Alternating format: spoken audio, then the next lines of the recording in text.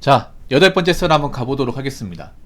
댓글 컨텐츠고 영상 제목, 내가 생각하는 저출산 이유 68가지 라는 영상에 달린 댓글입니다. 저출산 일단 대한민국에서 지금 해결하기 힘들어요. 갈 때까지 가버렸기 때문에 일단 뭐 결혼 못한 사람은 많아질 수밖에 없어요. 뭐 결혼 못하더라도 살아야죠. 어떻게든.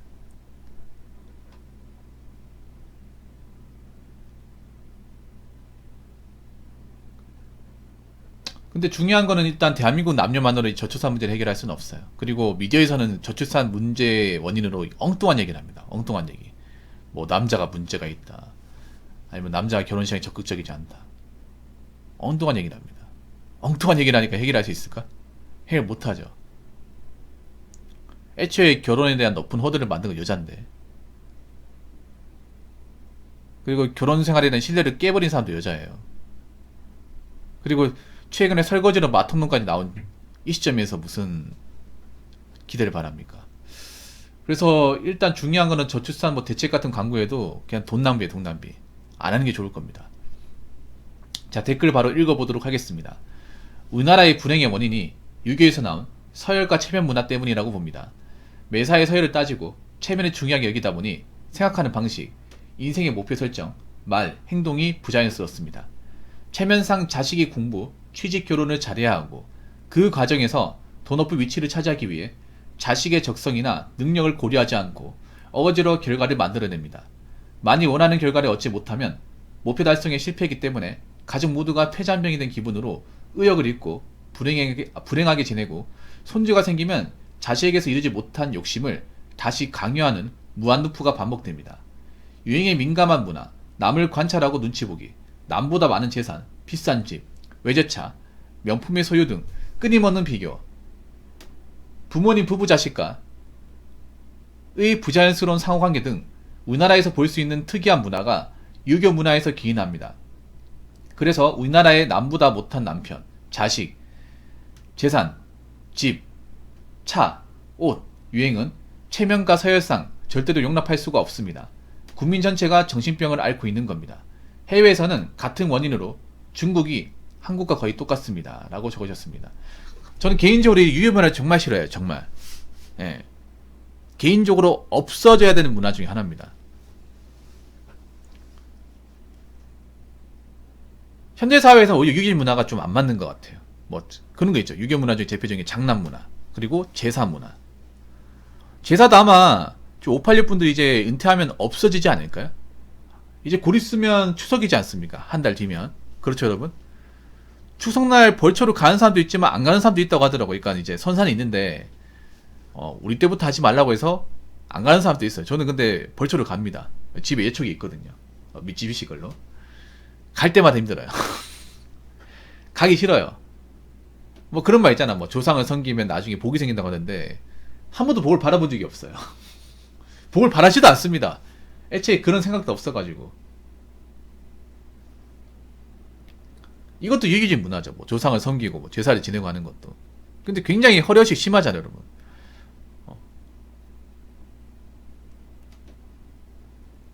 뭐 다 같이 성묘하는 것도 그렇고. 우리나라 유교 문화가 사실 병폐를 일으키는 게 상당히 많아요. 뭐 좋은 점도 있겠지만, 뭐 장남 문화 있잖아요. 장남이 집안의 모든 어떤 행사를 다 책임져야 되고, 저도 장남이거든요. 그래서 집안의 제사나 벌쇼 같은 것도 해야 됩니다.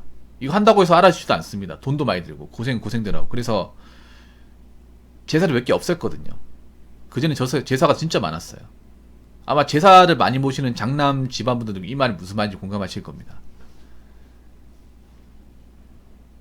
그리고 장남의 부모를 책임지는 것도 문제가 많죠.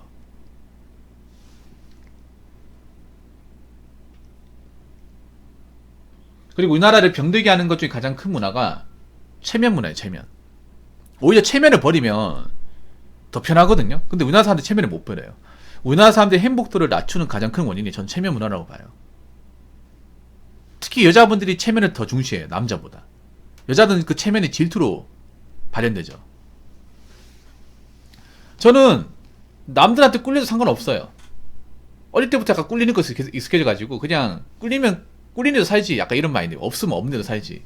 그래서 어릴 때부터 그런 마음 먹다 보니까 누구한테 꿀린다는 것에 그렇게 막 자존심이 상하고 하진 않습니다. 그냥 저는 어떻게 받아들이냐 하면 그냥 생긴 것도 다르고 능력치도 다르고 버는 것도 다르고 키도 다르고 다 다른데 어떻게 사람이 똑같이 사냐. 그래서 저는 그런 말 좋아해요. 잘난 사람은 잘난 대로 살고 못난 사람은 못난 대로 살고. 근데 그게 안 되죠. 못난 사람도 잘난 대로 살려고 하고 가진 거 없는 사람도 가지고 있는 사람처럼 살려고 하니까 더 문제가 생기죠.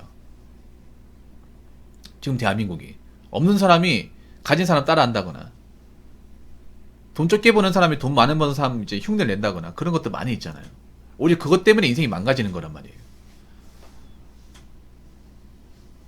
특히 여자분들의 어떤 체면 문화가 질투심으로 발현돼서 이게 여자분들 인생을 망쳐요. 더 망치게 만들어.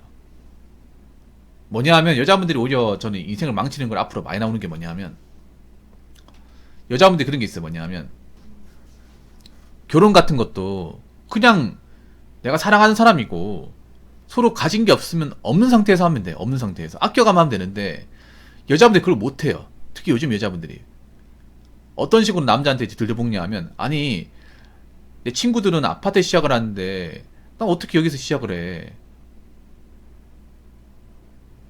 어떻게 이런 데 시작하냐 말이야. 이래가지고 어떻게 살아. 남자를 들여볼까요? 그 남자 현타 느껴가지고 그럼 돈 많은 사람한테 가든가. 이렇게 깨지는 경우 정말 많죠. 근데 이렇게 깨져가지고 여자분 돈 많은 남자 만난 적 있어? 못 만나 여러분. 여자분 이제 흔히 하는 말 중에 똥차고 벤처 간다고 하는데 여자분이 진짜 똥차를 안 만나봐서 그래요. 오히려 여자분이 만난 똥차라고 생각하는 사람이 그게 진 벤치일 수도 있습니다. 여자분들은 벤치인지 똥차인지 구분 못해요. 오히려 내가 지금 만나는 지금 나이 때 만나는 남자가 내 인생의 벤치일 수 있는데 진짜 이걸 똥차라 보니까 이 똥차보다 더 안 좋은 차가 오는 거야 이제. 그걸 몰라. 나 여지껏 살면서 여자분들이 똥차고 벤치 간다? 그러니까 지금 남자를 차고 더 좋은 남자 만난다 본 적이 없어 이게. 여자분들 인생이 꼬이는 거야. 인생이 꼬이는 사례가 앞으로 점점 나올 겁니다. 정말 결혼해야 되는 남자인데 내가 너무 많은 걸 따져서 남자 지쳐가 떠나잖아. 그러면 그 뒤로부터 이상한 남자하고 만난다거나 아니면 나이만 차고 더 이상 저점이 없다거나 그래가지고 혼자 사는 경우 정말 많을 겁니다. 그거는 본인 탓입니다. 본인 탓.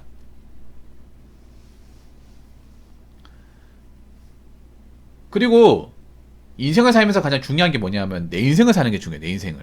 한국 사람들은 자기 인생을 못 살아요. 자기 인생을. 남의 인생을 자기 인생처럼 사는 걸 굉장히 좋아하죠. 저는 행복에서 가장 중요한 게 내 인생을 사는 거예요. 내 인생을. 나만의 인생을 사는 거예요. 나만의 인생을. 근데 지금 한국 사람들은 나만의 인생을 못 살아요. 자꾸 남들과 똑같이 따라하고 똑같이 행동하고 똑같이 먹으려고 그러고 똑같이 가려고 해요. 그러다 보니까 돈은 돈대로 쓰고 별로 만족도도 없는 거야. 특히나 이런 유행 같은 것들에 여자분들이 너무 생각 없이 따릅니다.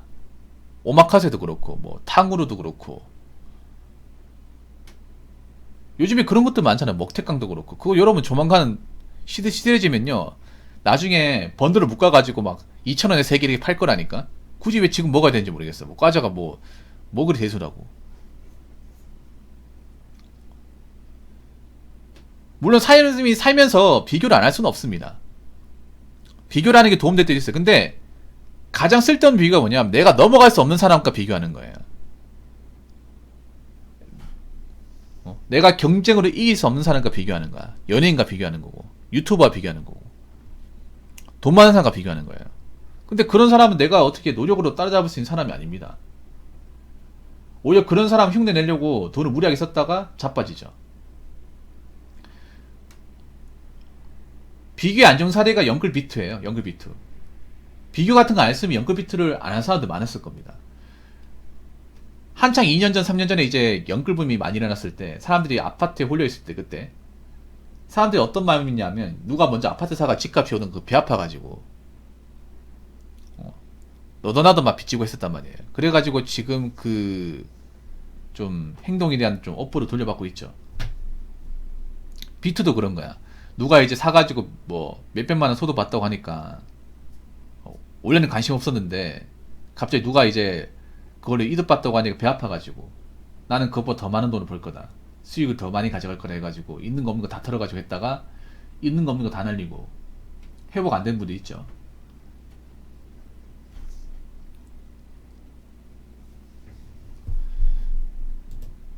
그래서 저는 여러분한테 얘기하고 싶은 게 여러분 인생을 살아야 돼요. 여러분 인생. 여러분한테 맞는 인생을 살아야 됩니다. 남들은 내 인생에 대해서 모릅니다. 근데 여러분 인생에 대해서 관심이 없잖아요. 우리가 앞으로 대한민국이 어떻게 흘러갈지 모르겠지만 유행에 휩쓸리거나 이용당하지 않으려면 나만의 인생을 딱 고수를 해야 돼. 흔들리지 않는 나만의 인생. 나만의 생활 방식, 나만의 경제관념, 나만의 가치관, 나만의 주관. 이런 게 있어야 유행에 민감하지도 않고 아니면 주변 사람들한테 이용당하지도 않습니다. 근데 이런 걸 백날천년 얘기해도 한국 사람들은 매나 똑같이 했던 대로 합니다.